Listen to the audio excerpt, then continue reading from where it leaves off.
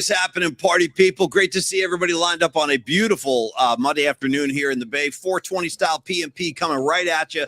And again, dude, T, we are like our plate is overflowing with topics today. And by the way, let me just handle some official show business right out of the gate while it's fresh in my head, because I will forget if I don't do it right now. My man Groschel, I need to address you right out of the gate. Raise your hand if you have brain damage. Anybody else? Hey, Rags, you get. I hope your hand is up. Anybody have brain damage people out there? I'm the poster boy for brain damage. So Tony, last week I opened the mic. We're doing a show, and I'm like, dude, I'm so excited. The Breeders, they're coming to the Castro Theater. I can't even imagine seeing a concert in there. I've seen my fair share of films over the years at the Castro, but they've kind of repurposed it as a venue, and it's going to be beautiful too. Like, that's going to be a beautiful venue right in the heart of San Francisco. Anyway, I was all excited to go see the Breeders. And Groschel stepped up the other day, being the gentleman and the champion that he is. He goes, Paulie Mac, I got you covered on Sunday the 23rd. I got you a ticket. I was like, great, I'll see you there. You know what I forgot? Brain damage once again. I have a gig that day, so I can't go. I have a gig on the 23rd, so you're going to have to find another. But thank you for the offer. I would have been there with you in a second if I could have, but I have my own show. So you do the Breeders, I'll play my own show, and we'll meet back here the day after. Anyway, Tony, wanted to handle that while I saw Groschel in the middle. How you doing? How was your weekend? Rest in peace, Don Nelson. There's a lot going on right now, Tony, a lot. Well, first of all, you said coming at you, so it makes me think about humming, coming at you, didn't know I had to get you, right? Humming, coming at you, didn't know I had to get you. So that's just hear the drummer get wicked, okay? That's just to start the day. I mean, that's how I'm going to start the week, Paulie. All right. I'm doing that to deflect my sorrow and my sadness about Nellie, man. Yeah. Man, I don't know. When Don Nelson, in my mind, was more of like an immortal, almost like, I don't know how to put it into words, but he didn't seem real, almost like a guy who would never leave us the physical realm, but obviously that's not true. And I never thought about him because he was having so much fun in Hawaii. I know, doing his thing, and I know Tom would have him on, and you know, you'd hear those stories about the poker games with Willie Nelson and all the grass, and I don't know. He did it the way he wanted to do it, man. And he always did it the way he wanted to do it. Remember when he was wearing the white sneakers with the dress slacks courtside? Courtside. Yeah. So, you know, I'm looking forward to talking to Scott Ostler, longtime Chronicle, just badass Scott Ostler now has his own, now co-hosting a show with Susan Slusser, Jeremy Eifelt, and a bunch of other people on YouTube called Splash It Territory. We're going to talk to Scott Ostler about that later on in the show. But it just hit me harder than I expected it to hit me. I don't know about you, P. How about you? It hit me very hard. I mean, this is a guy that I actually knew a little tiny bit. I didn't know him really well, but I talked to him a few times. And what I enjoyed about Nellie, my encounters with him, he always had like a twinkle in his eye. He always had like a little bit of mischief in his eye. And he was about enjoying life. And boy, I mean, you talk about a highly decorated NBA player and coach. We'll go over his resume in a little bit, but I mean, he did everything as a player and then as a coach. There's really not a single box he didn't check. The tributes have been pouring in. Steven Jackson, Chris Mullin, Tim Hardaway, George Karl, just a few off the top of my head that I read today. People really feel this loss, and you know, rightfully so. Don Nelson was a guy who, when he entered the room, he kind of brightened up the whole room. Like you said, dude, he was enjoying this chapter of his life, like the embracing of the ganja community. And a lot of people on the board today right now are saying, dude, the best way to pay tribute to Nellie is to fire up a J for Don Nelson. And I just might do that after the show, folks. I just might do that. Go ahead. Herb. Yeah. Herb is a plant. Herbs are good for everything. I mean, dude, he just like he embraced it and made no bones about it, and I loved it. And before, remember, we always used to rave about the Tolbert Steve Kerr segments on about as good as radio gets. I mean, but I was gonna say before Tolbert and Kerr, before there was Tolbert and Kerr, there was Tolbert and Nellie. The segments that Tom would do, Ralph and Tom with Don Nelson, it was epic radio. And then Tolbert and Kerr just continued that, continued just to be must listen, must hear radio. But Tom and Nellie had a special bond, man, and you could hear it when he would join the show. And Tom's love and admiration and respect for Nellie ran deep. And so, I'm thinking about Tom on this day or these days. And but also I feel like Nellie just had a massive impact on so many people far and wide, man. It's a big loss, dude. And one theme I hear over and over again from the players that played for Nelson is that he was the kind of coach that didn't try to impose his own will on you. He kind of let you be who you were. Like that's something Steven Jackson really focused on. He said that Don Nelson was the first guy who kind of he trusted me. And he said, listen, I'm going to trust you on the floor.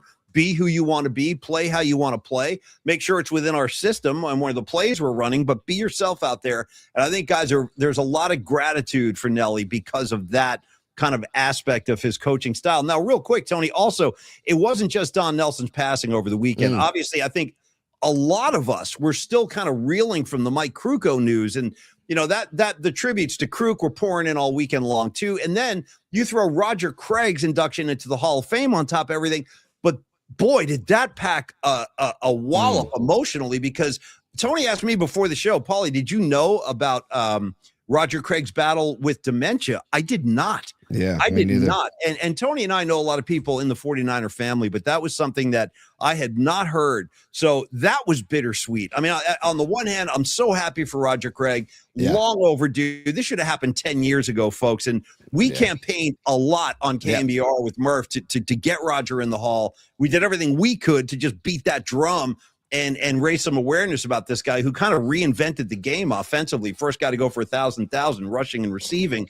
So it should have happened a long time ago. I'm glad it happened now. But then, Tony, the news that he's fighting this fight now for his life, it just, boy, it's been an emotional few days since we turned off the mics on Friday, man. Yeah, the hits keep coming. And we were also dealing with the Greg Papa news. So it's like, well, you know what, Tony, before you finish that, let me say, what's another week in the Bay without a few more of our colleagues getting shown the exit? Want to just shout out our friend Lamont from Lamont and Nellie and the Lamont Show. You talk about a Bay Area radio titan. I don't know how else to describe the guy. Yeah. He's been doing it for a very long time, and he just recorded his last show today. So our hearts go out to Lamont. But like you said, Papa last week, Greg Silver last week. It's been a tough clump of days, Tony, over here. You know what was cool though? The one, if you want to do again, if we're going glass half full, which we like to do on the show when we're dealing with some tough stuff, is the video I saw of Papa with Matt Mayoko. And that he made the trip out to Canton, and he looked and sounded better than I expected, and that made me feel so good. Yeah, and that the future is promising for Greg, and so our thoughts are with Greg too as he gets better. It's just been a lot of hits, man. And then of course the Giants still suck, so it's like. Then you have that on top of everything, you know? They sure do. That's one constant in our lives. This year's Giants team, guess what, folks? They're still 20 games under. That's right. 20 games under 500 at this stage in August. I mean, and also, Paulie, Daniel Susak is now, what is it? MRI showed a left knee patella fracture. Sure. The hits keep coming. I think also McCaffrey and Bosa had some sort of tightness or McCaffrey, he didn't. Yep. It's just like wow. So today, dude. Early this morning, I was grocery shopping and I went to the guy at the deli and I was getting some stuff, some cold cuts and everything. Yeah. And he always talks Niners with me. I don't know this guy's name, but he's my boy, and we always talk Niners. And so today, when I saw him, he goes, "Geez, how about that Shanahan accident, huh?" And I go, yeah, I know. And he goes, boy, this season's off to a hell of us. We haven't even played a snap. Our coach is hurt. Right. I'm like, no, I know, man. So the dark cloud is already out there. And keep in mind, Tony, Niners have a game on Thursday night at Levi's Stadium. So I hope you're ready for that emotionally. And then there's got to start prepping for freaking Australia, dude. Oh. Like I the closer it gets, the more I hate it. You know what I mean? I just am not down with the whole let's go to Australia for a football game. I'm not down with it. I'm not down with going to Europe. I'm not down with going to Australia or anywhere else they want to uncork some NFL games so Roger Goodell can make more money. It's the absolute worst thing for the players, for the coaching staff, for the families. Like there's no win here except for the cash register for Goodell himself, who's going to make some money on this whole thing. But no, it's certainly not ideal for the players. I dread it too, dude. I wish they didn't have to contend with this. And that is you're flying to the other side of the world, man. Exactly. Let's not go to Hawaii. Let's go to Australia, dude. Sure. Like the only time I want to go to Australia is play a game in Siberia. You know what I mean? Let's just like chalk a field in Siberia and let's play some football. Tony, maybe we can go, I don't know, let's go to Prague. How's that sound? Prague. Paulie, the only time I want to go to Australia is when I go to my turntable and put on some AC/DC wax. The only time I want to go to Europe is when I crank up hair metal Europe and the final countdown. Yes. Yeah, like, sure. I do like Europe though, but not to travel for a freaking football game. Shout out the Rhine Fire. Remember from NFL Europe, the Rhine Fire? Jim Tom Sula's Rhine Fire, dude. Come on, man. Talk about Jimmy T. Dude, today's Tom Sula, mean stride, bro. Dude. Yeah. I mean, how could you not, seriously, looking back, how could you not be a fan of Jimmy Tom Sula, dude? I mean, the mustache, the build, the mentality, and dude, the sweats during press conferences because he just was not a guy. He was not comfortable in front of the podium, and he didn't get into coaching to be in front of the podium. But I think he's still getting paid, by the way, by the Niners. By the way, good for him. Good for Jimmy. He's a great guy. I can wish no nicer guy to still be collecting money from the Niners or any other organization. Oh, Paulie, I also want to tip my cap. You mentioned Lamont, and hey, by the way, Lamont's no good. Let's get rid of him. Oh, he's the worst. I mean, plus he's never had success. I mean, that show was never successful. No. Nellie, 37 years, dude. 34 with Paul, and then 3 solo. But we're laughing, folks. We're laughing, so we're not crying. Believe me. And again, like for us, this is personal, dude. We know these guys. We have relationships with these people. Even Greg Silver, who I probably didn't show enough love to last week, not intentionally, but just all the focus on Greg Papa, deservedly so. At the same time, there's this other young guy, Greg Silver, who's trying to start his own career. He gets caught in the freaking crossfire. So it's just a really, really hard time. And this is why, I think, Tony, our little neighborhood, our little community of podcasting shows here is about to get way more crowded pretty soon. Totally. Yeah. Well, I mean, like I was talking to Paul and I was talking to my Uncle Jerry and my Uncle Paul about how at the time when you get let go, you're just like pissed and you're angry. But dude, it was the right time. For like Paul to leave. Like he was saying that it was almost like they were doing him a favor because now look at what's happening.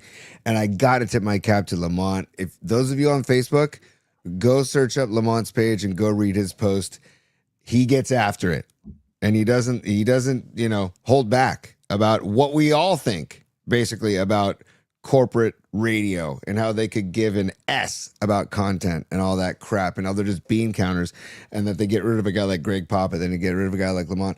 I mean, go read his post. It's really good stuff. And really, what are you telling your audience, Tony? Like, what's the message that your audience is receiving when you're plucking their favorite shows? You're one by one, you're just dismantling. You're taking talent after talent after talent away from them.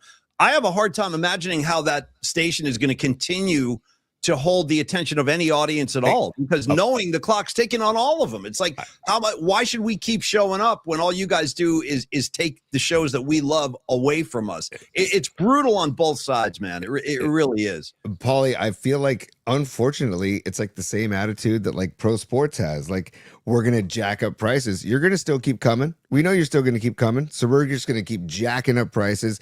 We're going to, the concert venues, the music industry, you're not going to stop coming to shows. So we're going to keep jacking the prices. I might stop coming. Totally. Well, dude, we joked about this years ago on our show way back when about how there needs to be a fan revolution. Let's lead a fan revolution. Everybody stop going to games because that's the only way it would hit them in the wallet. But the TV contracts are huge money too, man. And I think that these corporations like Cumulus are just banking on people will still listen regardless. And so I don't know, dude, there's definitely a shift happening in media, and we're a part of that shift proudly. And we can say that we started our show 374 shows ago. By the way, episode 375 today. We'll do some numerology shortly, Paulie. Oh, I want to do numerology. I got a couple of good 75s right top of my head. Like I'm already ready to play. Numerology.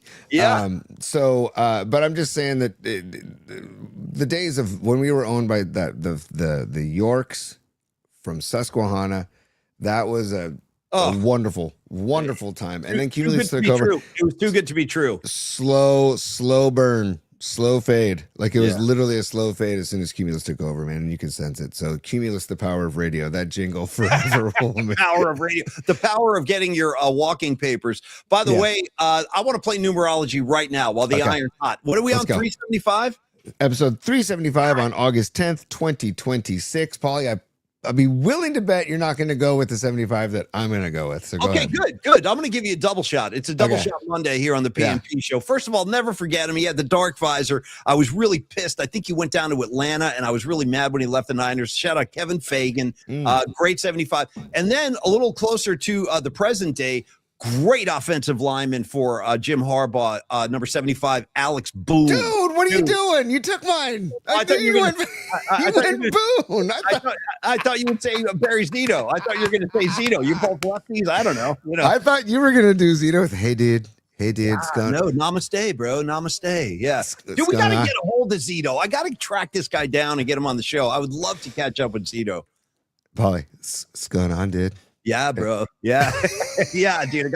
I can't believe you went with the Rhino, Alex Boone. That's great. We had a thing with Alex Boone. Boone had a show. He did a weekly hit with us on the Murph and Mac show for a few years, and he was a freaking great guest. He would say anything at any time, dude. Offensive lineman. If you want to get a quote from a guy in an NFL locker room, go find the offensive lineman. Those are the guys who they'll say anything, and he was one of them. Yeah. Also, Paulie, wasn't Camilo Duvall 75? I believe he was. That sounds right. That sounds right. I think he was number 75. And did we do a song for him? I cannot remember if we did a song for Camilo Duvall. Yes, we definitely did. And it was all in all, it's just the save for Duvall. That's right. Not bad. I kind of like that. But the song didn't get played very often after we made the song. The Yankees shipped them to Pittsburgh last week. He's gone. Yeah. I know. It's okay. I mean, it's a weird time right now because of all the hits we're talking about from this past weekend, from Greg Papa to Mike Krukow to Roger Craig's. The wonderful part of Roger Craig's induction and watching that. Just the joy and energy on his face and the high five he gave to Eddie D and all the hugs. Yeah, the best. Eddie D and Roger together, man. There's nothing better than that. Yeah. But then to get the news about Nellie, and it's like, oh man, and Krukow, and and then we said again, just the baseline of everything is that the Giants are just having a horrific season as well. So, get me to Niner football. Give me to Niner football, Paulie. I wanted to say, speaking of the horrific season, looking forward to seeing everybody on Friday as we tramp our way down 3rd Street to Oracle Park. It is PMP night out at the Yard on Friday, and we're looking forward to that. I think we're going to give away another ticket tomorrow or a pair. I don't know. We're working on something. Tune in tomorrow. We might have one last pair to give away. And, Tony, what is the meeting time at Longbridge before the game? Do you have confirmation on that? I would say, because if it's a Friday night game, it's 7:15 first pitch. And, by the way, I'm looking at the standings right now. The Giants are 49-69. The Rockies are 46-72. Oh, dude. So it's literally a battle for the cellar. Yeah. Friday night at Oracle Park. So cue up Rat out of the cellar, and we'll just talk Rat out of the cellar the rest of the week because that's the theme of the weekend when the Rockies come to town. If we're going to the cellar at all, though, I got to cue up Aerosmith, Rats in the Cellar. Don't forget about that one, too. Yes. All right, Tony, while we're doing this, I want to give some love to Longbridge Pizza before Scott Ostler joins us. Great columnist, Scott Ostler. He's got his new podcast. We're going to talk to him about that. But primarily, I'd like Scott to share some thoughts, memories about Don Nelson, and also Mike Krukow, Roger Craig. There's a lot going on today, folks. But Longbridge Pizza, listen, some things never change. The outstanding pizza waiting for you down at 2347 3rd Street in the Dog Patch. That is the PMP Clubhouse, our home away from home. We'll see you guys there this Friday, pre and post, if possible. Longbridge Pizza. Now, this is the one day of the week. They are off. They're open 6 days a week. Taking the day off on Monday. Go on in and join the Vibe Tribe starting tomorrow. Try any one of their signature pizzas. Well, whether it's the Paulie Mac pizza, the Nico pizza, the Sophia, or Don Peralta's favorite, Tony, the Joey. Try the freaking Joey and then come talk to me. Or try Miriam's favorite, the Loading Dock. There's all kinds of options for you. There are gluten-free options. There are vegetarian options as well, if those are a consideration for you guys. Private parties, always available. Just talk to Neil Denardi about it and say, hey, I got a group of 20. My CYO team is coming in, my Little League team, what have you. They can fit you guys comfortably in the back, flat screen TVs everywhere. Wednesday is sandwich day. What are we looking at here, Tony? The square edges? You know how much I love the Detroit style squares. This is the Buffalo Chicken Detroit style square, which Nice. this is Shannon Kaler of the Stone Foxes. That's his favorite Longbridge pie. So I just had this pop up on my Instagram feed the other day, and I'm like, "Ooh, I'm bookmarking this and showing this on the show." Because look at that thing. It's just, so like Paulie said, the burgers on Tuesdays, the sandwiches on Wednesdays, and then the Detroit style pizzas on Thursdays. And then you got everything's local, by the way. All the ingredients that Neil uses are all local bakery, local meat, local cheese. And then also all the beer that he serves is all local breweries too. So it's just a wonderful establishment, and I'm so thankful to be partners with them since day one, literally. So thank you, Longbridge Pizza. Get in there. And we'll be getting in there on Friday before Giants Rockies Battle of the Cellar. Also, the Nutter shouting out the Island Vibin' Pizza. That's another great call. And Will Sparks, dude. Sparksy coming in with a great question. When is Neil Donardi going to create the Creative Tony pizza? And what would even be on it? Like bark from a tree, or like some seaweed, or like what kind of I don't even know what would be on the Creative Tony pie. Like, design it yourself. Well, they have the California pizza, which is a good kale pie with like a white sauce. But I would probably you got to create your own. I would probably do something with basil and onions and mushrooms, some mozzarella and some red sauce, something Can like I get that. some garlic on there, maybe? Yeah, and garlic. Yeah, Okay, absolutely. Garlic, okay. yeah. Just asking. Absolutely. And with the option of, if you want to go half meat, half non-meat, you can do that on the CT pie. How about Okay, that? now let's just say your doctor looked at you and goes, Creative Tony, you're not eating enough meat. I need you to start eating pizzas with toppings that are meat based as soon as possible. If you were going to have one meat topping on your pizza, what would it be? Ooh, salami. Wow, didn't see that coming. Okay, over sausage, over pepperoni. Yep. Salami salami just has I don't know what it is on pizza pie. I would go salami. Well, and not to mention, he was a great point guard for Coach Reeves on the White Shadow. I mean, Salami was bringing up the rock when Hayward needed to get a break. You remember Salami? Yeah, and don't forget, it's Timothy Van Patten, folks, the kid who played Salami on the White Shadow. He grew up to direct multiple episodes of The Sopranos. That kid grew up to be a pretty renowned director, so you can thank Salami for some of the greater Sopranos episodes too. All right, is our good friend Scott Ostler in the green room? Yes, he is. Probably. I was just about to say, I wonder what Scott Ostler would put on his own pizza pie if we had an Ostler pie at Longbridge Pizza. Ostler. Yeah, what's on the Ostler? That's a great question. Yeah. Hey, Well, go for the best Neil. He could wind up inventing the Ostler. You never know. Totally. Yeah. Here comes Scott right here. Hey, Okay. Scott. Hey, fellas, what's up? Scott, how you doing, Scott? Brother? Great to see you, man. Well, real quick, we'll do a little fun top. If you were going to create your own pizza, the Ostler pizza, what would the toppings be? Well, first of all, it's got to be gluten-free. Okay. with There you that? go. No problem. Which they do at Longbridge Pizza. They do gluten-free pizza. Okay. And because I'm a soy boy, I wouldn't mind having some soy. You'll get some, Nice. whatever you call that stuff, tofu. Yeah, So chopped there up you go. tofu. Sometimes I do that on my chopped up, and all veggies. 'Cause Yes. I don't do red meat. Although chicken's okay, but all veggies. See, Especially olives, onions, Yeah. mushrooms, bell peppers. The works. Like a lot of cheese, a lot of vegetables, man. Sounds good. I'd take a run at that. I'd take a shot at one of those. That sounds pretty good to me, Scott. Hey, man, we appreciate you coming on today. Thanks for giving us a few minutes. Before we dive in to all of these stories going on right now in the Bay, I would like to congratulate you on your show. Let's talk about the show you're doing with Jeremy Affeldt and Susan Slusser a little bit. What's a Splash Hit Territory podcast? Yeah. We do it 3 times a week, and we the 3 of us alternate hosting and all that stuff. So JP Santangelo was doing it, or FP Santangelo, sorry, was doing it. Yeah.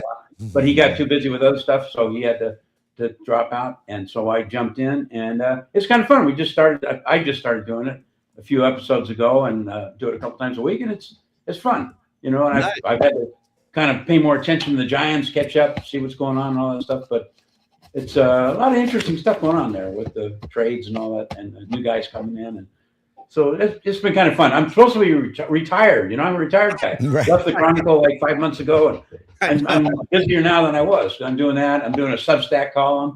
So Yeah. Nice. Yeah.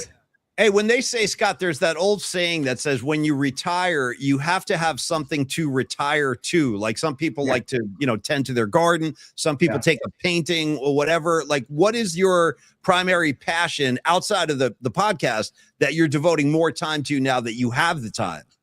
Well, I'm also spending a lot of time sleeping. Good. Nice. Oh, good. 14, 15 hours a day. You got to get your beauty sleep. But I'm working on kicking around a couple of book ideas that I'm working on and shopping and so forth. And, Nice. I enjoy that kind of stuff. And I want to try to do some stuff that I haven't done before in books. And so I'm going to do that kind of stuff. I don't have any, like, I'm not playing golf or anything like that, but I keep busy. I remember a couple of years ago, a friend of mine, Lowell Cohn, retired, and I asked him at one point, I said, what's it like being retired? And he said, every day you wake up, it's like the first day of summer vacation. Oh, that's nice. Oh man, that's my goal. Because I'm definitely not one of those guys like, oh man, I'm retired. I don't know what to do. I'm so bored.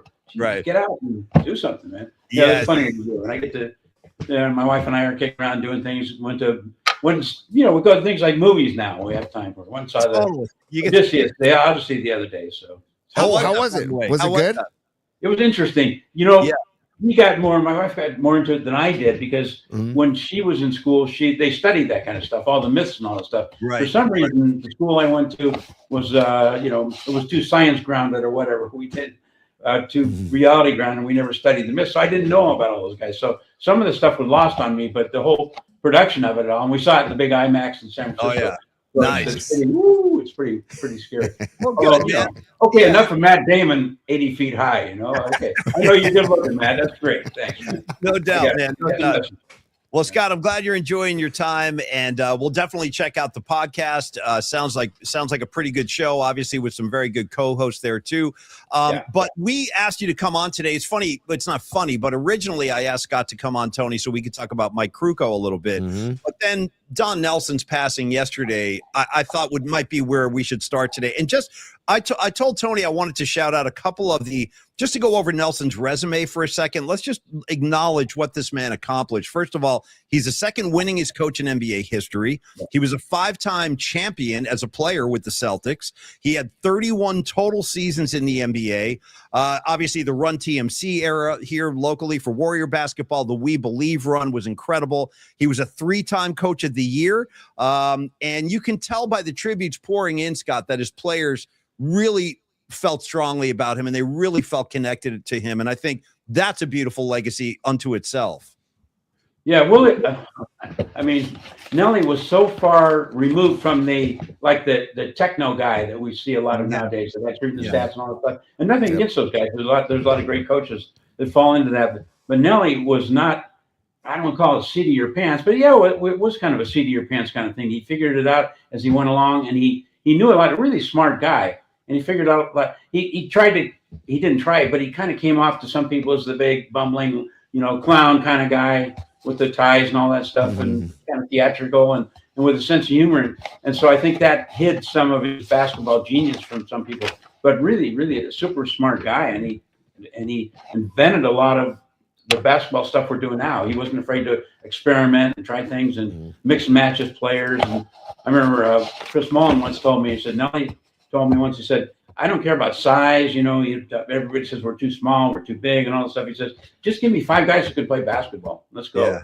And he did that. He was a very instinctive, I think, basketball coach and really smart guy. It's funny because he grew up in a small farming town, and he actually went to a 1-room schoolhouse. He told me he went to one of those that was 1st through 8th grade all in one little room.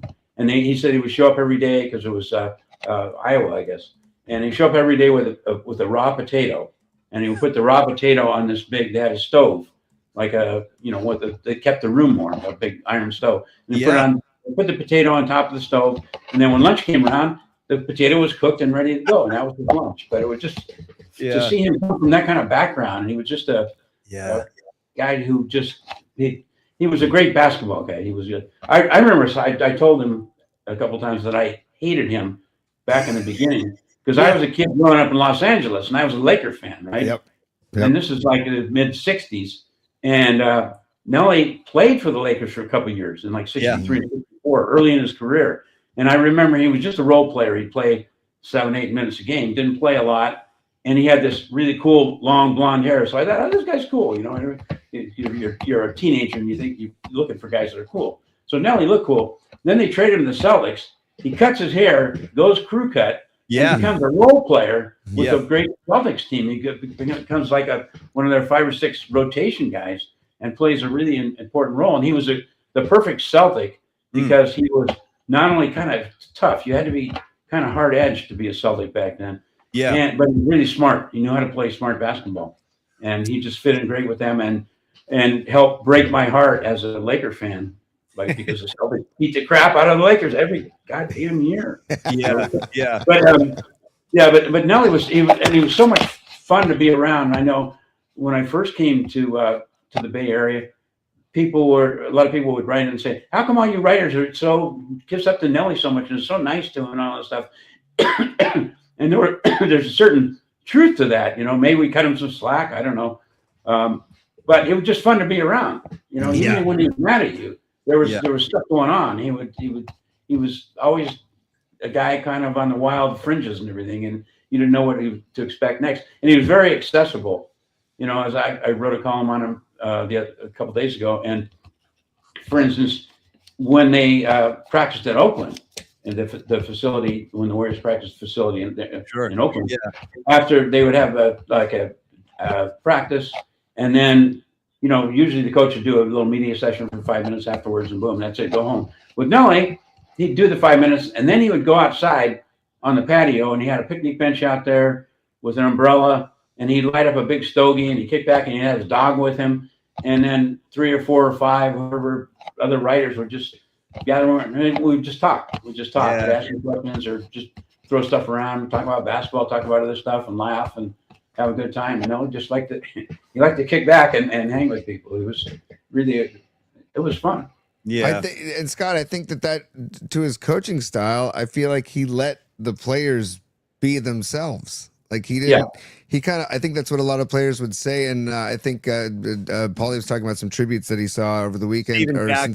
Steven Jackson. Yeah, saying basically he let me be me, which sounds like Nellie in a nutshell, really. Yeah. Speaking of Steven Jackson, I just saw a little snippet of him on Twitter. I think talking on a podcast and talking about the celebration after the We Believe, after they beat the Dallas in that series. And how, I don't know if you guys saw that, but so apparently they partied. That was a partying team, right? Davis and those guys. And apparently the first stop was Steven Jackson's house.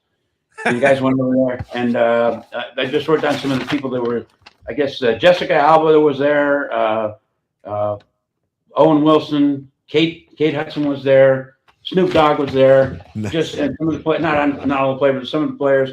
And so they went from Stack Jack's house, Steven Jackson's house, to over to Nellie's place, which was a penthouse on the top of a giant apartment house overlooking Lake Merritt. And he owned the entire. I was there once for a birthday party he threw for a writer, but it was the entire top of this huge apartment thing. It was like Nellie's half acre. So they partied there and went crazy. Then they went down to the Ritz-Carlton in San Francisco. How they got from Lake Merritt to the Ritz-Carlton, as bombed as they were, but they got to Ritz-Carlton, had a huge room there, and Snoop, I guess, was starting the assembly line. He would roll a doobie, light it, pass it on, roll it, pass it on. It was like an assembly line.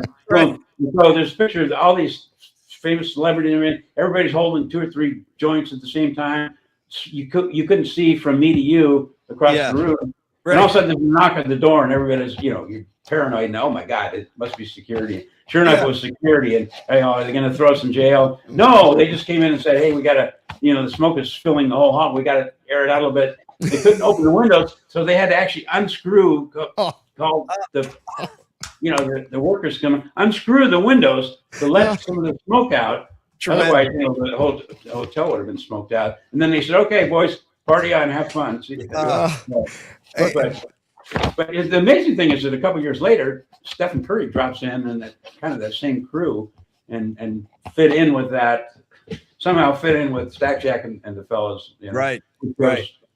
Speaks to Steph's adaptability. Great Oh, call. no question. Yeah, great call. Scott, And of did course, you ever- Nellie coached, when Steph was a rookie. Yeah. Oh, And, yeah. Yep. and Nellie was notoriously tough on rookies. Mhm. And Steph was a guy who didn't want to be in Golden State in the first place. He didn't want to That's come right. here. Yep. And he was really too small to play, and he didn't fit in because they had another point guard already. And so it could have been a disaster. So tribute to Steph, and also a tribute to Nellie for recognizing Steph's greatness. And I'm going to play this guy. And I just looked it up, and that year Steph was a rookie, and I'm sure he clashed with Nellie at times, but he played like 36 minutes a game. One of the only 3 times in his career he's played that many minutes a game. So, and Nellie drafted him. Nellie's guy, Larry Wright, just kind of discovered him, so to speak, and drafted him. So let's give Nellie some credit for Steph and the whole thing going on now. Great call. That's a great call. Go ahead, Great call. Scott, did you stay in touch with Nellie at all when he moved to Maui and then started doing poker nights with Willie Nelson? Well, yeah. What happened is that I think about probably within a year after Nellie retired, my wife and son and I were vacationing on Maui, and my wife said, "Hey, you should call Nellie up. Go on over there, write a column. Maybe we can write us the vacation on our taxes." And so I called Nellie, and he said, "Yeah, sure, come on over." So I go over, and I wound up doing that 2 or 3 times, probably 3 times in different vacations. But it was just Nellie on Maui was a deal, because for one thing, he had this place in Paia, which is a kind of a funky, cool thing over town over by the airport, and he had this mansion, this beautiful mansion right on the water, like he owned like 100 yards of ocean front, and he was just right. It was a beautiful, gigantic mansion. And a few years later, he built a mansion on the other side of the island, in a town called Kihei. And I visited him over there, and I said, "Oh man, this is a great place here. This is also beachfront and beautiful, but I bet you missed the place over in Paia." He said, "Oh no, we kept that place too." So anyway, the first time I went over there, I'm talking to Nellie, and we sit around, and he always offers you. He's got beer, he's got wine, he's got weed, he's got a box in the middle. "Hey, help yourself to some weed there." And so cool. one of the trips I had my son with me, and he was 18 or 19 at the time. And Nellie said, "I have some weed," and Gabe said, "No." And Nellie actually got kind of pissed off. He said, "What's wrong? How an 18-year-old are you?" Yeah, right. So one time, so we're doing an interview, and we talk for an hour or so, and he gets a phone call, and he says, "Oh man, I got to go. It's Willie." And I said, "Who's that?" And he said, "Oh, Willie Nelson. He lives down the street. Nice. And whenever he's in town, he just flew in from Texas or whatever. So we're going to play poker. Wow. So I'm going to go down there now." But he said, "Hey, if you want to come down and kind of hang out for a while, come on down." And so I followed Nellie down to Willie's house. Nice. It's also a little beachfront place, but a little shack compared to Don Nelson's house. Yeah. But we got, and it was just a weird experience, just one day you're going there, and there's a guy setting up pizzas and everything. He's kind of the guy who sets up the party stuff and everything. He's this big old guy with a big old beard and everything, and he comes up and he says, "Hi, my name is Mudslide." And I'm thinking, I've never had a sidekick named Mudslide, man. I need one. I need a mudslide. Yeah. And so, and the poker game itself was fairly quiet. It wasn't boisterous or anything. It was right. But they would play poker every night, and wow, it was a weird experience, because Willie, this is about 10, 12 years ago, and so Willie was early 80s or something like that. But he looked like he was 150, and he looked like he was about the size of one of those yard gnomes. He looked like nice. And he was very, very quiet. And Nellie told me before he went there, he said, "I'll introduce you to Willie, but don't tell him what you do, because he hates journalists." Oh, so, no. Okay. Yeah. Wow. So I didn't say anything about what I did, but and Willie didn't talk much, but Willie did, like Snoop, roll them up, right? Oh yeah. And pass them around. And I don't want to be a ingrate of a guest or anything, so I partook a little bit. Sure. It was, wow. It was It was potent. Yeah. It was industrial great stuff. Yeah. Well, you Oh, know I what, bet. Scott, like I always felt so happy for Don Nelson. Now, I really didn't know him that well, Scott. I talked to him a handful of times over the years, but what I remember about my face-to-face encounters with Don Nelson was that, like you said earlier, he had a great sense of humor. He loved to laugh, and I always felt like there was a little bit of mischief behind that smile too. Like he liked mischief, and he liked to keep things lively. And I think that's why so many people were happy for him with this final chapter of his life, being spent in Maui, enjoying puffing some ganja, playing cards, like living the good life. And every time he would come back to the mainland or make an appearance at some kind of Warriors function, didn't you feel like his presence in the room would always just kind of lift and brighten the whole room just by him being there? It always did. In fact, it was about 3 or 4 years ago, and maybe longer than that, when he came back for some kind of function. Yeah. And some kind of team reunion thing, and they were doing a media thing. And you guys, I know, have seen this. And so he's sitting up on the podium with the 3 or 4 of the guys that come back, and he's got like his long hair and a ponytail and all that stuff, and he's got wearing some kind of medallion or something. Right. And so somebody said, "Oh, so if you guys don't know, if you don't mind, tell us what you guys are up to now, Nellie. What are you up to now?" And he said, "Well, I'm smoking a lot of pot." Yeah. Yeah. And the funny thing is, like a year ago, I think it was a year ago at the All-Star game, NBA All-Star game, they brought Nellie in to give him an award for coaching, body of work. I forget what the John Daly Award. And so Raymond Ritter hooked me up with a phone interview with Nellie, and Nellie said, he told everybody at the time that he had given up pot and booze. Okay. He used to drink quite a bit, and he kind of tapered off on that by smoking a lot, and then he tapered off on both of them. And some people, when they kind of go cold turkey like that, they feel kind of lost, and that maybe like part of their personality has gone or something like that. Yeah. But in that interview I did with Nellie after that, and he was the same old guy. He had a great sense of humor, laughing, just sound like he was just enjoying the hell out of life. So he even though he gave up a couple of his favorite hobbies, he still was not missing a beat. And he was living a good life. And he and Willie and the boys would play poker literally until dawn. Yeah. And then they would, I was going to say, grab their shoes and everything. They didn't. They played barefoot. Then they would go to a golf course and play golf, play 18 or 36 holes of golf, and then stay at home and get some rest, and then get back to the poker again, night after night. Yeah, repeat the cycle. Now, Tony, if you can, we had a super message from Escobar. I'd like to share that with Scott if you can find that and show that. Because, Scott, unfortunately, I know you had another loss that affected you over the weekend. And if you'd like to comment or pay tribute to Michael Wagaman and talk about his legacy a little bit. Yeah, this is one of our listeners, Escobar, who wanted to shout him out too. So sorry for that loss in your life as well, Scott. Yeah, well, all of our lives. Everybody who is in sports writing and media in the Bay Area.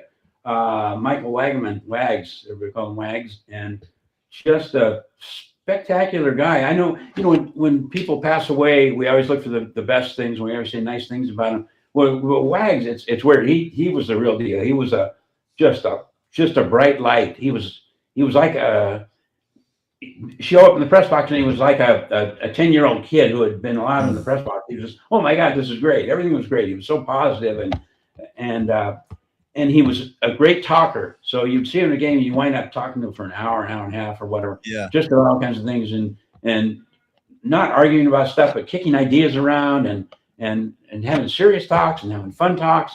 And he was just I remember when I first moved up to the Bay Area, I covered a women's golf tournament, and he was out there too. And for some reason, I didn't know him, but we wound up walking the course together because we're doing the same kind of story for probably an hour and a half, 2 hours. And at the end of that, I thought, geez, I think I got a new friend here. Yeah. Getting choked up talking about it, but it wasn't just me. He loved everybody, and everyone loved him.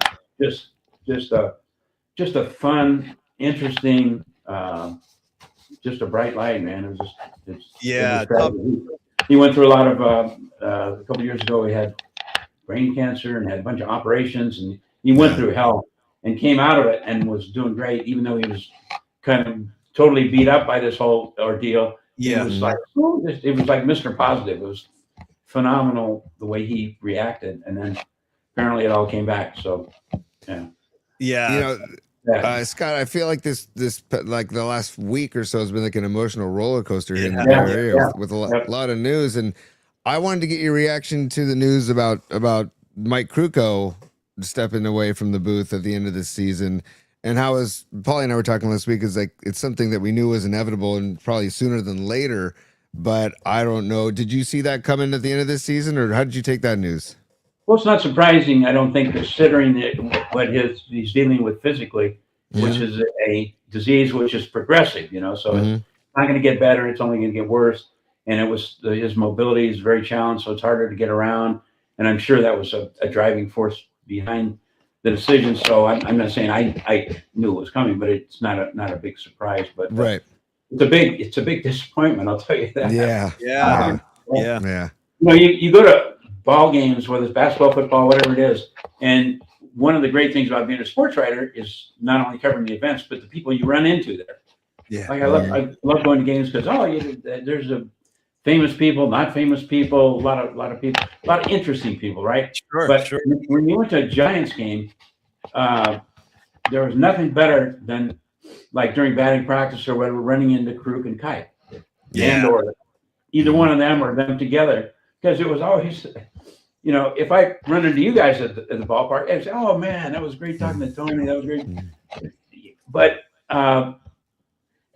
it's not an earth-shaking thing. But when I would talk to Kruk and Kite, it was like, "Oh man, I got to sit in the dugout and talk to Kruk and Kite for 5 minutes and hear their stories." And like that. Yeah. I remember years ago I was writing a kind of a goofy book. It's called How to Cheat in Sports. Yeah. So, so I talked to a bunch of different athletes on different ways they could cheat, do little things to cheat and everything. Yeah. And both those guys they were, and Tom Tolbert. Those are the three guys that they helped me the most. They had great stories, and I remember Drew telling me about the time when it was near the end of his career when his arm was going out, and so for the first time in his career, he decided he'd scuff a ball. He tried scuffing a ball. He was desperate, man. Fastball's gone. He's trying to do something. So, everybody else is doing it. I'm going to give it a try. And so he tried it, and after a couple of innings, the umpire came out and holding up the scuff ball, and it had a big scuff on it. Yeah. And come on, Mike, come on, you can't do this. And umpire turned around and started to walk back and started to throw the ball out. And Kruk says, oh, wait, just a second. He says, can I just throw one more? But those guys have marvelous stories, and they, you know what? I am Mike Krukow's best friend. I am his best friend. You guys maybe didn't know that. I did not. The thing is that everybody that he ran into was his best friend. Yeah. He just had that. Yeah. He has that gift. Yep. Just making you feel like, I must be pretty cool. Yeah. Gives me the time of day and talks to me. He's a wonderful guy, man. He's just, he's just the way he talks about his family and all this stuff. He used to be a really good musician. Paul, you probably know this, right? Yeah, totally. He always played guitar, and he told me that he's got, is it 3 kids or 4 kids or whatever? But he said, I taught all my kids, I made them play guitar and ukulele. Yeah. And then whatever they wanted after that. And one of them turned out to be a ballet dancer, phenomenal ballet dancer. And, but he was just, that was one of the sad things about when he got this disease, that he had to give up guitar. And I asked him about that once, and he said, "Oh no, it's okay. I miss it, sure. But now I'm playing drums. I got these little drum things." And you cannot keep putting the past tense because he's leaving the job, but he's going to be with us for a long time, and you can't get him down, man. No. I mean, the same way you talked about Wag, Scott. Mike is the same thing. He was a bright light in the room. No question about that. And it's going to be a really hard transition. I mean, selfishly for Giant fans next year. I mean, yes, you can physically put somebody in his place, but it really will never be the same. It'll never be the same. So I encourage everybody to drink it all in, absorb as much Mike Krukow goodness as you can while we still can. And then, Scott, last thing today, and I'll let you go, and thank you for the time today, is the Roger Craig news, finally getting into the Hall of Fame. We celebrate that. We all love Roger Craig. I mean, he's another great guy. And in my mind, he should have gone in years ago, but better late than never. But to hear the news, I mean, Scott, I had no idea. I had no idea that he was battling dementia. And for him to share that certainly made it a bittersweet occasion. I don't know if there's any other way to describe it. Yeah, that was sad. And I'm not claiming to have any inside sources or anything, but I know a couple of guys. I know a guy that knows him, and I kind of knew this Okay. news. Yeah. Maybe 6 months or maybe a year ago. But it's not one of those stories you write, because what's the benefit of writing that? You know, what's the Yeah. So it did not surprise me, but it's very sad. But you know, I'm sort of an anti-Hall of Fame guy in some respects, because I think sometimes the guys who should get in don't get in. That's vice right. versa. And so I try not to put too much stock in it. But when I see something like Roger getting that award and how happy he was and the high five, and I was like, okay, that's worth it. That's a Hall of Fame. And the same with Jeff Kent. But Roger was special because, man, the emotion was really cool. And it's sad what he's going through. I don't know if it's football related or not. I guess it doesn't matter. But thank God he had that moment, man. And he loved it. He clearly loved it. No question. Go ahead, Tony. Well, I was going to say, speaking of Hall of Fames, Scott, I saw Bob Costas talking about it over the weekend. And do you think they would ever have Kruk and Kipe go into the Hall together with the Ford C. Frick? Or because they've tried to get it happen in the past and it still hasn't happened. It's what the public wants, that's for sure. Right. Yeah. Right. I know it's like, I guess they're very rigid on their rules, but it's kind of like saying, well, we can't put Simon and Garfunkel in the Hall and Rock and Roll Hall of Fame together. Great Right. call. Great call. Okay, the rules I know would break the goddamn rules. Yes. There's two guys that, come on. Yeah. Yeah. So I hope it happens. If it doesn't, the Hall of Fame in our hearts, they're going in together, right? So. There you go. No question. There you Hey, go. Scott, man, listen, we always love catching up with you. Everybody definitely check out Scott's new show, Splash Hit Territory. Jeremy Affelt, Scott Ostler, Susan Slusser's a contributor. I'll check it out myself, Scott. Yep. And let's talk again, brother. I'll catch up with you again soon. And thanks so much for the time today, man. Okay, guys. And check out my Substack column, too. Substack.com, and put my name in. You can find it. I definitely. And hey, Paulie, I want you to ship me some of the coffee you drink, because I want to get a hold of some of that. You know, I got I want to dilute it. I'm going to dilute it more than you do, but I still. I'll give you a good hit. I'll give you a good hit of my caffeine source. You got it, Scott. Be well, my brother. You guys got a rocking show. Thank you for having me on. Thanks, Scott. Man.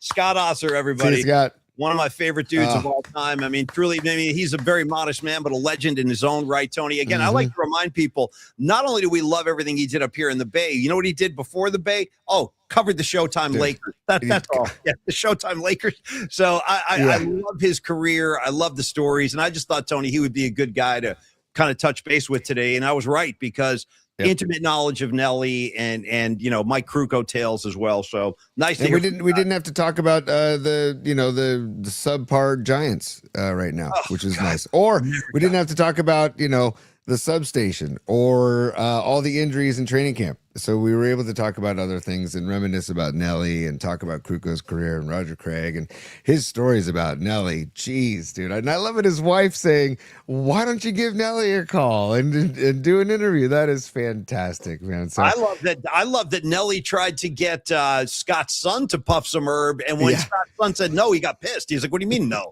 Start smoking. Yeah. What do you mean no? You're in my house now. Don't insult the host. You know what I mean? But did you ever have any face-to-face encounters with Don Nelson, like tape him for anything or come across him? No, just over the phone. Just talking to him over the phone with Ralph and Tom and stuff, but never in person. But always the coolest cat in the world and never said no. Never said no. Or if it was what do you mean? Never said no to what? Like an interview request? To an interview or to do anything KNBR related. Yeah. And I called him to do a bunch of stuff for us, especially with Ralph and Tom.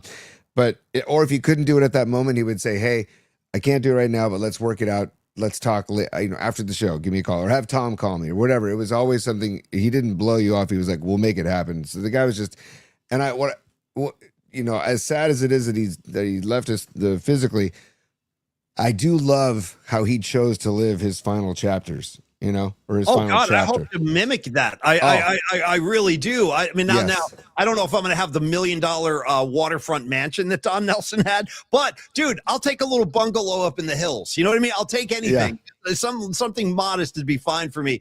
No, but that whole lifestyle, I thought that he found his happy place, and I'm glad he got to experience that and live that. And from what I've heard too, there were other big name dudes that used to play cards. Like I've heard, Tony, help me out. Woody from Cheers. Woody Harrelson?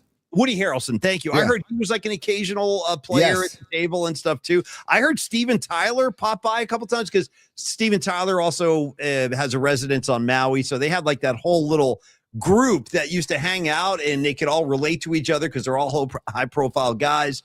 But yeah, no, I was really happy and somewhat envious of Nellie's final years on Maui because he seemed so at peace. Like, and I love the fact that when he would come back, like Scott said, no filter. What are you up to, Coach Nelson? I'm smoking a lot of weed. What are you guys up to? Like that's look at that, man. Yeah, hell yeah. Oh, I'm gonna let this fly. I'm just gonna let this fly for a second. Here, stand by. Here we go. Can each of you talk briefly about what you've been doing after basketball? Coach, I know you live in Hawaii, right? So yeah, I've been smoking some pot actually. Like a snack jack. Yeah, but I never smoked when I played or coached, so it's new to me. But anyway, I'm doing that, and I'm having a pretty good time. It's more legal now than it's ever been, and so I'm enjoying that. And then I personally am involved with rent in the rental business. We have a lot of. I invested my fortune in Maui. And so we rent out our structures that we built and bought over the years, and we make a good living. Dude. Fantastic. Like that's what the authenticity. Like you don't really find many people like in that kind of position that'll be that blatantly honest with you. And Stack Jack's reaction with the arm. Yeah. Paulie, can I get a reprise? Can we just get a reprise? Oh, yeah, sure. About what you've been doing after basketball. Stack Jack. Coach, I know you live in Hawaii, right? So yeah, I've been smoking some pot actually. It's legal now. Yeah, but I never smoked when I played or coached, so it's new to me. But anyway, I'm doing that, and it's just the best. I got to tell you right now. Now, Tony, you were with me when this happened. Like when I bonded with Stack Jack down in Miami, and it honestly was really all about the ganja. Like we were staying in the same hotel. He was a guest on our show, and one thing led to another. And he's like, "Dude, what room are you in? Where are you?" Yep. He's like, Stack Jack and I, man, we just really fell in together. Dude, he carried Jay's in his front pocket of his jacket. Like, I mean, he was like, guys, like it was.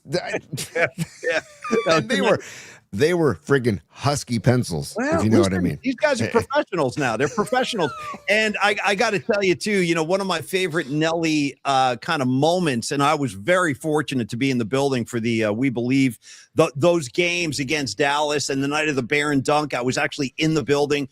And when Barron came off the floor at the end of that game and he had that, like, embrace with Nellie, like, that image will always be burned into my brain, and it was just such a nice moment. And you could see like the affection those players had for Don Nelson. I heard it from Chris Mullen, from Hardaway, from Stack Jack, from Baron Davis. Like they all sing his. In fact, you know what, Tony? Why don't we do this? We can end the show, this final segment, with a quick trip to bookmarks, because I got stuff in there from Roger, Craig, and I have stuff in there about Don Nelson I think might be nice to share today, as we're kind of paying tribute and paying our respects, man, to great Bay Area legendary sporting figures, whether it's Coach Nelson, rest in peace. Hate saying that, but rest in peace, Don Nelson. And, of course, Roger Craig going into the Hall of Fame. So, Tony, share a few of those with us, and then we can get ready to wrap today. Yeah, stand by, Paul. I'm going to get those loaded up here. I was just getting rid of the Don Nelson video. So I remember putting that soundbite into the system back at KNBR. I feel like it all the time. I played it all the time. We need to put it back. We need it back on our soundboards. I think we definitely need to have that soundbite back, because that's now that just in tribute. Anytime. Right? Okay. 100%. 100%. Cool. All right, stand by. Let's do this. And God, how good was Ostler, by the way? Such a fan. And again, Substack at Scott Ostler on Substack, because he's such an incredibly talented writer. I love that he's still writing, and now he can just free flow on Substack without having any editors, without having any, like, just flow, let it flow. So check him out on Substack at Scott Ostler. But here we go, Paulie. This is oh, look at this, dude. Come on. This is. Can you know what? I'll tell you what. I'll read this one because I don't know how many people have seen this. Let me open it up on my end too, Tony. Bear with me for 1 second here. So these are just little kind of memorances of Coach Nelson I put into our bookmarks today. So this one comes from Steven Jackson. He goes, Nellie believed in me more than any coach I ever played for. He embraced me from day one. He understood me, trusted me, and gave me the freedom to be myself on the court. That's all I ever wanted from a coach, and Nellie gave me that. I loved playing for him. I love the relationship that we have. He brought the best out of me, and he helped make that We Believe run one of the most special times in my career. I'll always be grateful to Nellie, and I'll always love him and his family. That is some genuine affection and some heartfelt sentiments there, coming from Stack Jack too, who was a tough SOB on the court. But that's the loving side, and you can just feel the sincerity for Coach Nelson there. So wanted to share that Stack Jack quote there, or that little blurb. Well, like you said, Paulie, Stack Jack was is such a big personality, and not every coach could have caressed and embraced and handled that and freed that personality the way that Nellie did. And so to read those words from Stack Jack, man, I wish we had bosses like Don Nelson who let us be us without trying to like force us into becoming something else. I can't say that about a single boss. No. That actually, you know what? I can say that about Tony Salvador, but that's it. Tony let us be ourselves, but after Tony was gone, that was over. Like, that was all over. Paulie, you got to do this. Paulie, you got to do that. Paulie, start doing this. Paulie, you should do this more. I'm like, really? How many shows have you done, by the way? Oh, 0? Okay, I thought so.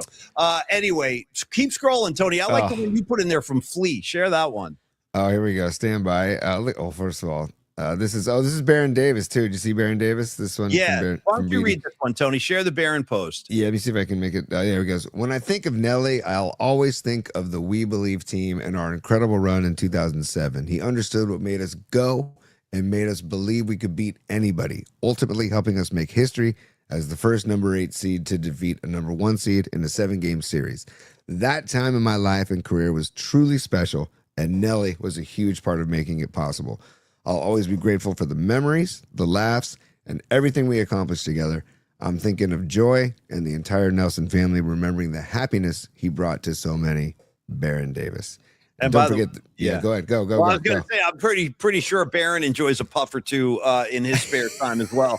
Yeah, just throwing that out there. Yeah, there's a good chance. There's definitely a good chance, man. But here we go. And then that's Steph Curry. So this is where's the one from Flea? I didn't put that in there. You must have done that. Let me see here.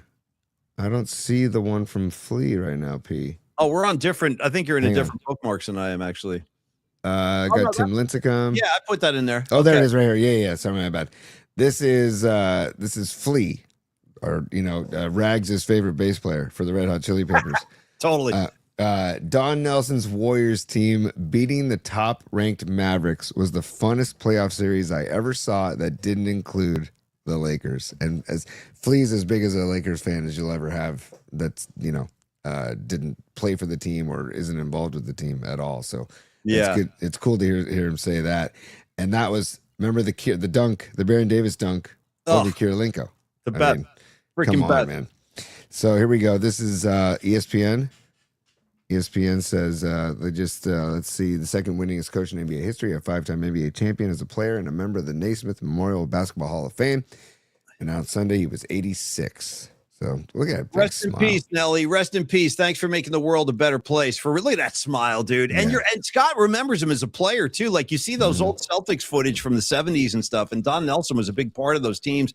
Won a bunch of, and the 60s, of course, but 5-time champion with the Celtics, second winningest coach in NBA history. And then Tony, I'd like to wrap today. There's a sequence of 3 Roger Craig posts in a row, if we could share those. And it starts with the Steve Young post where there's like a group shot of all the 49er Hall of Fame family together. Even Steve Young and Joe Montana side by side. You don't get that every day, folks. And Eddie D is in the picture. So keep going. Actually, let's go back. Here we go. Bookmarks. Starting right there. You were just there. You just had it. Oh, there it is. Come I mean, you want to talk greatness, folks? There it is. There's the 49er Hall of Fame family right in front of you. You got Bryant Young, you got Ronnie Lott, Jerry Rice, Roger Craig, you got Eddie DeBartolo, Steve Young, Joe Montana, John Lynch on the far right, by the way. Shout out John Lynch making it too. But again, anytime I see, you got Patrick Willis and Charles Haley in the mix too. Like that is quite a photo, man. And you know what's funny? I was hoping Montana might have his arms around Young. Nope. But no, nope. I mean, look, it's enough to get them side by side. That's a start. You got to start somewhere. You know what I mean? You got to start somewhere. And maybe no hugs or arms around each other, but it's a good start, you know? Oh, 100. And look at Eddie freaking D. Well, that's what I'm saying. That's what it's all about. And when they say the 49er family, they really mean it. And Tony and I have seen it up close. It's a special thing. The bond that these guys have. It's not like teammates getting together. It's like brothers that haven't seen each other in a while. And these are the best of the best. I mean, these are the guys that all have the yellow jacket on. So finally, Roger Craig wears that jacket. Now, Tony, the next post is some of Roger's message from his own mouth. So I thought we should share this, where he kind of announces what he's contending with, which was news to me. And it hit me hard because I love this man. So if you missed it on Saturday, the induction, here's what happened and here's what Roger said. Yeah, I'll tell a cool story of working with Roger after this, but hang on, let me get this queued up. Here we go. Here we go.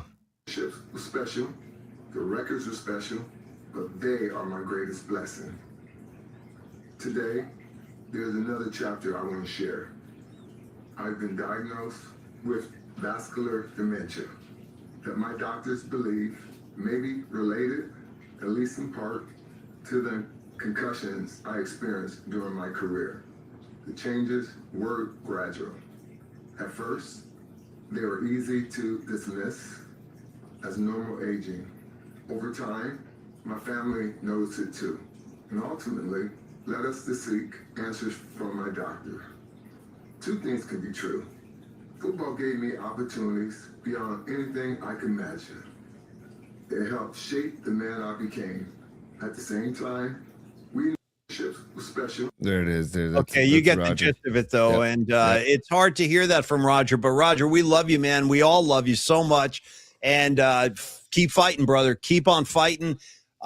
If there's anything we can do to help Roger Craig, of course we will, and we'll let the audience know if that time comes. But just wanted to share that. And then finally, Tony, the moment you talked about when he's on stage with Eddie D, the next post, we can make this be the last one, but it's a great one. Is this the slow motion one? Is this the slow motion one? Slow motion, but you'll see the joy, like Roger walking on stage and finding Eddie DeBartolo. Yeah. Here we go.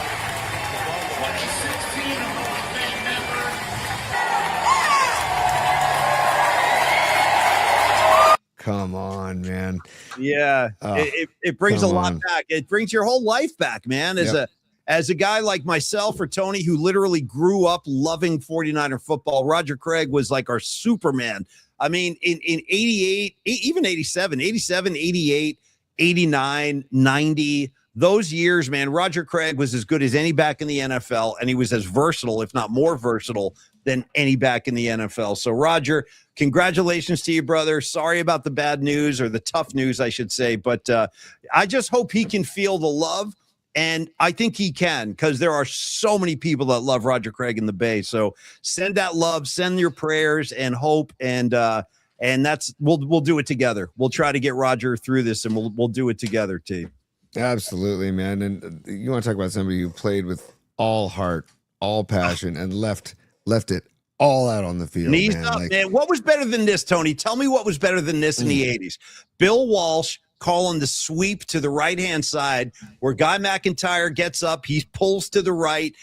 You got 62 coming around the edge, just clearing space, and then Roger finding that gap and then just taking it upfield. Like some of the most beautiful football running plays you'll ever see, courtesy of Bob McKittrick, that offensive line. But I always think about Guy McIntyre on the sweep, the pulling guard, blocking for Roger. I mean, that was 49er football, man, in the late 80s. Dude, you are not kidding, man. I loved Roger and watching that guy play. It's just, and the eyes coming out of the helmet. You know, here, let's do this really quick. We showed the speech, we showed the high five, but let's go back to his playing days. Okay, this is an Instagram montage right here. It's not on the screen though, T. Hang on one sec. I know I got to get up there. Sorry. Hang on one sec. Okay. There we go. There we go. Hang on. Style of play that suggested a kinship with the 49er defense. The undersized Ring ran tall in a world of giants, and his teammates voted him the Len Eshmont Award for courageous and inspirational play. While Ring was an inspiration, Roger Craig was a revelation, an unheralded rookie who proved to be a footloose fullback.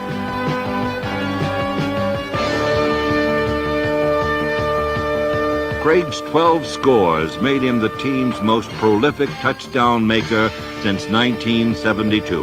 Yeah. While flashier rookie backs garnered the headlines in 1983, Roger Craig proved his value as part of an overall team concept. His debut was one of the most auspicious in 49er history. There we go. I could watch that. I could watch that all day. I really could. I could just sit back and watch Roger Craig footage and highlights all freaking day, man. Totally. So, again, a bittersweet show today, man. I mean, I'm very happy to have Roger in the hall, but it's very tough news for all of us to wrap our heads around. Losing Coach Nellie, the loss of Wags in the sports writing community. I know a lot of people were hit very hard by that. And then Mike Krukow. Tony, enough's enough. You know what I mean? Enough's enough. I need some good news this week. Tony, bring some good news to me this week, if you can, in some fashion. And what we will do, we'll create our own joy on Friday. We'll have the PMP United. Is that what you were going to say? I was going to say, we're going to watch the battle of the NL West cellar with our favorite people on the planet, the PMP Familia. So it's going to be a good end to the week after this emotional roller coaster. And we'll get through it all together and we'll celebrate and we'll have a good week. I was going to talk to Tom, see if Tom could come on this week. Darren Chan, see if he can come on this week. If they can't, we'll work it out when it works out for their schedule. But hopefully we can get those guys on and other people on the show just to talk Krukow, talk Roger Craig, talk Don Nelson, and just spread the love. Talk about the Giants being 20 games under, Tony, in early August. Always a throw. By the way, real quick message for Creative Tony. Tony, read the Woods Hardwood quote real quick. I saw it. The wide stripes on Roger's legs were better. Hey, Niners. Cut it out, Niners. Cut the crap. Back. Cut the crap. Yeah. This is the August 2026 episode of Cut the Crap, PMP Cut the Crap. Niners. Cut the crap, move away from Levi's, get rid of the substation, and bring the wide stripes back. Okay? Please bring the wide stripes back. It hasn't been the same. I'll tell you one thing, Tony. They've never won a Super Bowl with the thin stripes. I'm just throwing that out there. I don't know. Might want to go back to the uniform that they won with. Just a thought. By the way, let's handle our final piece of business today before it escapes my mind. I want to give some love to Dom Peralta, who's back from vacation. Welcome back, Dommy, and his outfit, Stellar Design. Now, we missed Dom last week, but I was encouraging Dom. He's like, I can do this while I'm gone. I can do it. Dom, I'm like, you're not doing anything. Go up to the mountains and camp and play with the fish and have a great time. But anyway, Dom is back, and I want to talk about Stellar Design. Because when you have an idea, a big idea, you think is a big idea for the next big thing, but you have no idea or no clue how to actually manufacture it or bring it to life, that is where Stellar Design comes in. Now, we have an interesting update today because we have a baller cam sighting where baller cam has been spotted out in the wild, and we're going to give you some photos to fortify that. Apparently, Dom Peralta found baller cams, I guess, mounted up there, or he planted them himself. I'm not sure the origin story of this, but Tony will show you the photos. Yeah, here we go. So baller cam, there it is, and it usually stands on top of a very tall tripod, so you can get a look of the entire playing surface, the entire field, and there it is out in the wild, Paulie. See, that's what you can do is you can put your phone. So this woman put the phone into the baller cam, and it turns into a broadcast tool to basically show whatever game you want to show to whoever you can include on the link that you would send through Baller Cam to watch. It's great for grandparents that can't be there. It's great for friends and family that cannot be at the game, but they still want to check in. It's the coolest thing ever, man. Ballercam.com. And of course, Dom Peralta and Stellar.design are involved. You know what I'm saying? Yeah. Baller? No question. And thank you, Dom. And also, Dom and Stellar Design will take that back of the napkin sketch we were talking about. And then Dom has the ability and he has the talent and he has the creativity to turn that sketch into a real working product that can actually help people's lives or help improve people's lives. And again, doesn't matter if you're a startup company or you're one of the big guys on the block like Google or Amazon, Stellar can make ideas happen. They can bring them to life with vibrancy. So visit stellar.design and let's make it real and let's do it together. You can visit the webpage again, as I said, stellar.design, or email Dom. Simple, Dominic@stellar.design, Dominic@stellar.design. Now, this Friday, you're going to see Dom's artwork up close. He made the poster, of course, for this year's PMP get together. And by the way, I forget if we announced this on Friday or not, so let me do it again. Dom is going to be busy creating another poster for the PMP Familia because we now have our Christmas party date nailed down. Folks, circle 12-4 on your calendar. It is a Friday. I was talking to Tom Stack about this yesterday. Tom Stack is all excited to come to the Christmas party this year because Tom came last year just as like a bystander, and now he's part of the PMP Familia. Now we got him. He's a partner. He's a friend. So he's looking forward to coming again too. So save that night, December 4th. Dom, I'm sure last year was PMP and ain't easy. And my mom was like, that does sound like you're saying that you're a pimp, Paul. And I'm like, well, that's part of the comedy of the whole thing. Obviously, I'm not a pimp, but pimping ain't easy. Anyway, Dom will come up with something cool this year. So, Dommy, thank you for all you do. Thank you for Stellar Design and the partnership there. And Creative Tony, I think that's all we can do today, buddy. We'll be back tomorrow at our traditional high noon start, and I'll take your final thoughts and words. Go ahead, brother. Just two more things I'm going to share of Dom Peralta's work. Just a reminder of what he did for Bonnie. If you want to hire Dom to do any sort of artwork, come up with anything, get your heads together with Dom Peralta. You can give him a call. You can email him. He came up with this with Bonnie, a.k.a. Scarlet Fire, for her family reunion on Long Beach Island. Tony, I wasn't even at the party, and I want to wear one of those shirts. Yeah. Dude, I just love the shirt. I love the lighthouse. I mean, I want one of those. Yes, it's very killer. It's like a baseball tournament shirt, which is Paulie's. Dom said that was kind of the goal. And then also I wanted to show what Dom has come up with for my horseshoe tournament coming up. I said I just include Bill Murray from Stripes. That's all I want. We want you. And boom, look at that goodness. So Dom is just incredibly skilled, incredibly talented, and one of the coolest cats around that will just love to take your creative idea and kind of just take it and run with it. And then the coolest thing about Dom, Paulie, or many cool things, but he's open to constructive ideas and critiquing, or, hey, I love it, Dom, but can you just add this, or can you add this, or can you take this away? And he's all about the process. So again, just get in touch with Dom, Stellar Design. We love Dom, 650-796-3144, or email Dom, Dominic@stellar.design. Good to have you back, Dom. You were missed last week, especially with the Mix Minus episode. Which, Oh, by the way, I'm starting to put this together. So Dom didn't even see the day everything fell apart, right? We couldn't get the show going for like an hour and a half. Dom, you have no idea. It all went to S as soon as you left town, bro. Totally. We couldn't get this show on the air. It's a long story. It's a freaking long story. We had to kick the kids segment to this week. Seth, the intern, he was supposed to come out. Carlos De La Fuente was supposed to come. We had to blow everything up because we had some technical problems. But we made it. But Dom, I needed you in the back end of road. Let's just say the roadcaster. We need to go in the back end. But Paulie, before we say goodbye for the day and let people get on with their Monday night. Oh yeah, it's business time. We said Escobar Cheeks III, and thank you, Escobar. Just want to recognize one more time, rest in peace, Michael Wags Wagaman, just a much beloved member of the local sports media. And then also Steve Groschel says, because we were talking about the Niners having to get ready to go to Australia. Yeah. Steve Groschel says next year the Niners have to play a home game on the moon. Well, they just might. I mean, based on the way things are going, they're running out of countries to conquer here on Earth. How about Egypt? Can we have a game in Cairo? Just to paint a field up in Cairo. I'm sure it'll be great for the players. Yeah, I hate it as much as you guys do. I know the players hate it too. I know Shanahan hates it. Nobody wants to fly to freaking Australia to play the Rams, dude. They're an hour away by plane. Right. What are we going to go to Australia for? Well, as the joke says, but it's very true, the only way the Rams can get any kind of home field advantage, they have to go to Australia against Good the call. Niners. That's a good call right there. Good call, Yeah, T. so- All right, folks. Well, listen, fun Monday show. I want to thank Scott Ostler for coming on. Always a pleasure to talk to Scott. We will be back, and we will see all of y'all tomorrow at high noon. Tony, I guess I'll throw it out there. Go Giants. You know what I mean? I guess they're playing tonight. You got to hope for the best. Hopefully tomorrow they're not 21 games under, but we'll see. Stevie B, congrats again on the new little baby B. We're very happy for you. Don Peralta, Lily Merchant, Pine Needle, Aaron Kask. We love all you guys. Thanks for supporting the show. And Tony, take us home, brother. We'll see everybody at high noon tomorrow. And Stevie B, I see you on the chat. Hopefully your little baby girl is doing well as you brought her home. The newest member of the PMP Familia, little Stevie B's little daughter. Congratulations again. And on that note, Paulie.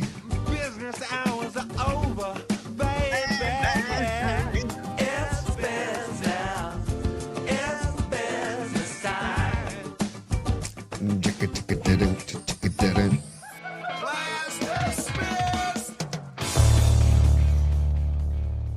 There we go. Thanks so much for being with us today, you guys. Maddie Stenson, Badges, Joe Cool, Robot Centaur, all of you. Got Lily Merchant, the great Lily. Hey, we love you guys. Thank you so much for supporting the show, spending some time with us. Look forward to seeing all of y'all tomorrow at high noon. Have a great Monday night, and I will say cheers, y'all.